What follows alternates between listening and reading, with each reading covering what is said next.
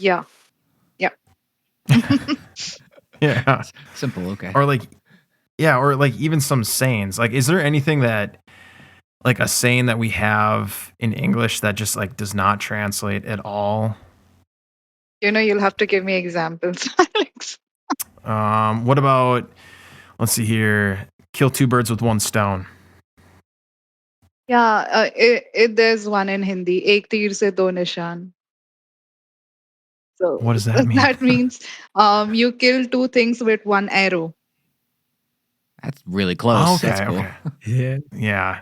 All right, let me give you a harder one then. Shit happens.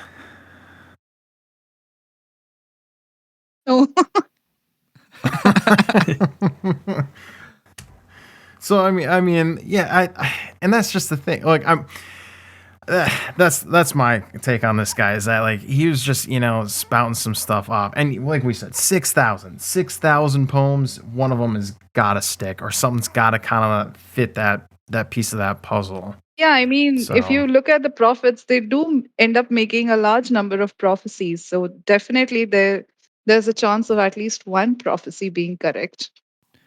It almost feels like, so the Renaissance was the rediscovery of the classical era, because there's that Dark Ages after the collapse of Rome, and then after that came like the Middle Ages, and then you got the Renaissance where they were rediscovering the classics, and a bunch of people learned how to read. And now remember, like a lot of those classics, like we've even looked at, like the Iliad and the Odyssey, they're giant long poems.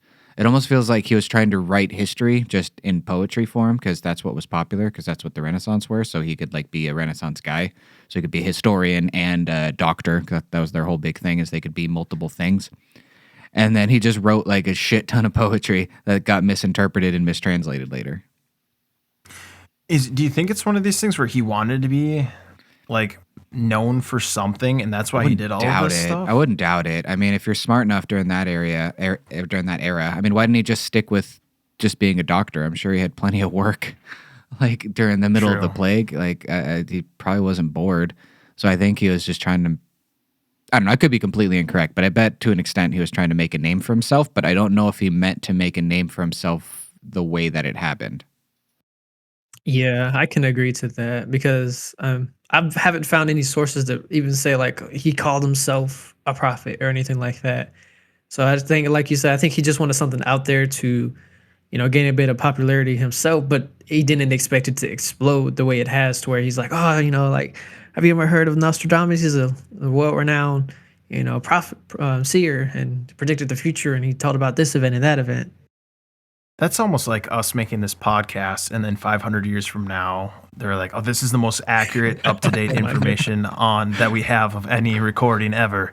This is the most accurate." So, I mean, that's very loose, but it's It reminds me of an idea that I've heard of, like, how like TV signals and radio signals, they kind of just go on for infinity. So it's like if like an alien stumbles across like one of our, TV frequencies, they'll look at some sitcom and that's what they think. I think we talked about it before, but like that's what they'll think that the Earth is like. It's like the 60s sitcoms and old school radio shows. imagine if it picked up something like a zombie movie. Like, what the heck is going on this Oh, we gotta planet? go down there. just, yeah, just there's people eating people. Right. Well, do any of you guys believe in any prophecies, like generally? It sounds like from Nostradamus, most of his stuff is pretty loose from what we can tell. But are there any ones maybe connected to his or just in general that just have you going, oh crap, yeah, that seems real?